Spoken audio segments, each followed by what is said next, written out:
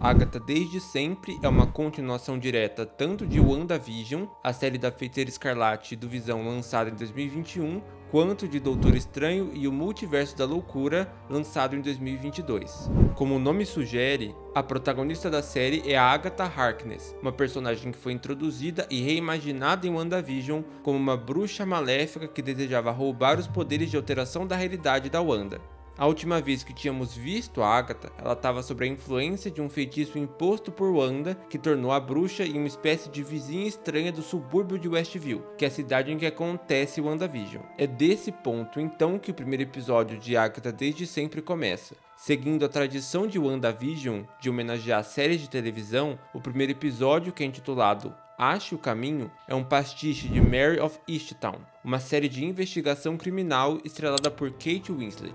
Grande parte de Ache o Caminho, ou melhor dizendo, de Agnes of Westview, segue os mesmos moldes de uma série de investigação. Uma morte misteriosa acontece e a protagonista é a única capaz de encontrar o responsável por essa morte. O mote do primeiro episódio, ou seja, a investigação criminal que vai fazer com que os eventos do primeiro episódio ocorram, é justamente o aparecimento de um corpo no meio da floresta. Tudo dá a entender, tanto por questão de figurino quanto de características físicas, que esse corpo pertence à Feiticeira Escarlate. Essa cena então, e Agatha Desde Sempre também, servem justamente para sacramentar em pedra o que aconteceu em Doutor Estranho e o Multiverso da Loucura. Então aqui finalmente temos a confirmação de que a Wanda não sobreviveu ao desmoronamento do Monte Wundagore, a Agnes/Agatha. Nesse início de temporada está completamente desmemoriada, devido justamente ao feitiço no qual ela está, e ela vai aos poucos desvendando os mistérios tanto da própria identidade quanto em relação ao corpo da Wanda que aparece em Westview. Esse processo todo é rápido, e ao final do primeiro episódio tudo já se resolveu. A Agatha lembra que ela é a Agatha, lembra da Feiticeira Escarlate e dos eventos de WandaVision, e a história progride para a trama principal da temporada, que é o Caminho das Bruxas.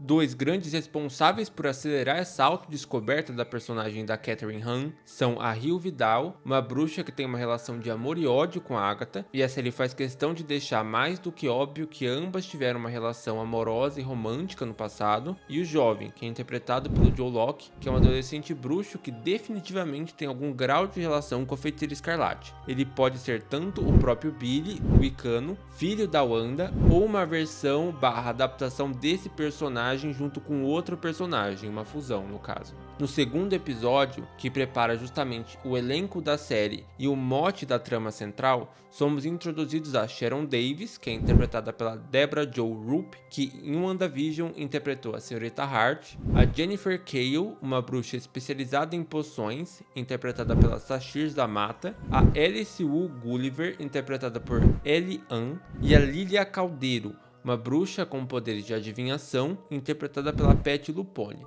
Elas, em conjunto com a Agatha e o jovem, formam um grupo de bruxas, um coven, grupo esse que é necessário para se entrar no caminho das bruxas. Cada personagem em Agatha Desde Sempre possui uma motivação única para caminhar o caminho, uma vez que é dito que esse caminho das bruxas oferece o que o coração mais deseja para aqueles que consigam atravessar ele por completo. Claro que essa premissa é clichê, mas é bom ver que as motivações de cada uma das personagens variam e constroem essas bruxas, essas personagens. Com raras exceções, por exemplo, a personagem da Alice, cada bruxa ela vai operar como se fosse uma espécie de golpista ou farsante. Por exemplo, a personagem da Patti Lupone tem uma dívida na casa em que ela mora, ela faz serviços de leitura do futuro e devido a esse serviço não ter uma certa popularidade, ela acaba devendo o aluguel do espaço. A personagem da Sashir Zamata, por exemplo, é uma famosa bruxa de poções que tem uma linha de cuidados para a pele, mas que essas poções acabaram tendo alguns efeitos adversos, o que fez com que essa bruxa em específico tenha algumas pendências na justiça, digamos assim. Então, ao invés de termos personagens contidos dentro de um modelo estereotípico de herói, temos aqui personagens que são diferentes, dúbios, questionáveis, de caráter questionável.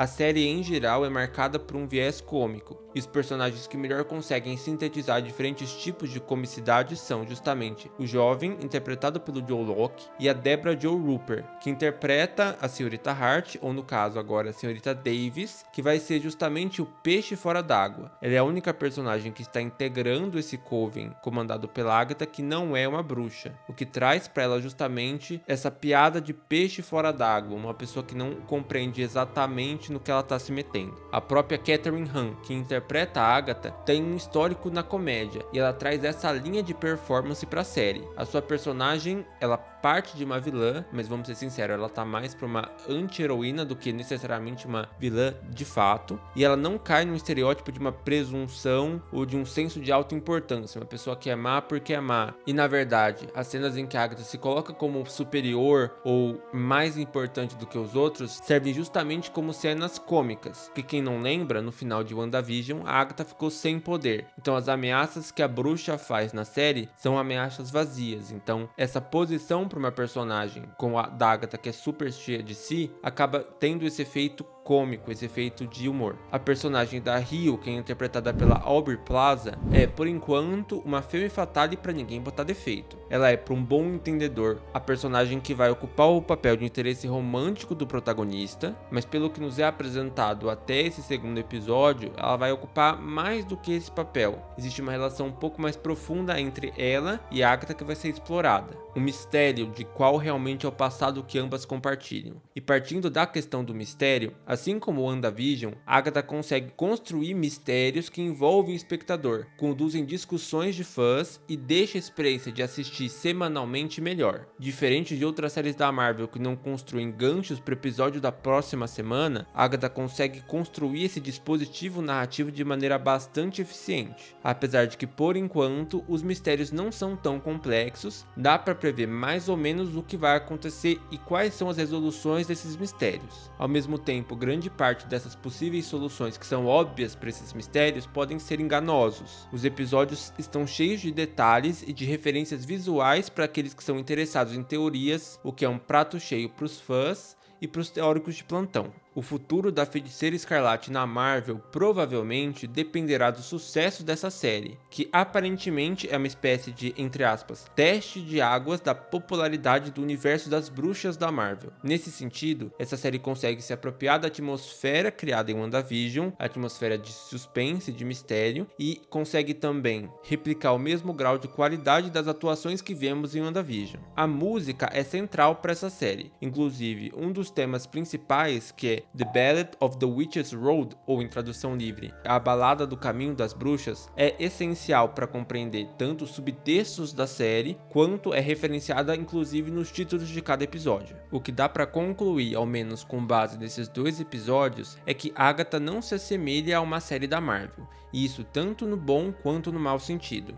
No sentido positivo, a Agatha se diferencia de outras séries, como na minha opinião Miss Marvel e Invasão Secreta, que parecem enlatadas, parecem ter sido feitas a partir de uma forma pré-moldada que tenta encaixar toda a série em um modelo que não necessariamente tem a ver com a temática ou com os personagens dessa trama. A Agatha ao menos tem uma personalidade própria, e ok, pode não ser uma personalidade que lhe agrade pessoalmente, mas ao menos vai agradar algum público específico, e adiciona também diversidade ao catálogo de produções da Marvel. Agora, no sentido negativo, e um negativo não necessariamente para mim, mas para outros fãs da Marvel, é que, diferente de outras histórias que são mais autoindulgentes, tem um senso de importância maior e uma noção de perigo que vai ameaçar ou o multiverso ou o planeta inteiro, a série da Agatha, ao menos até o momento, é bastante localizada. O foco da narrativa é a transformação pessoal dos personagens ali expostos, e não necessariamente uma trama que tenha um impacto maior no universo compartilhado da Marvel. A aventura que se constrói aqui parece bem mais descompromissada.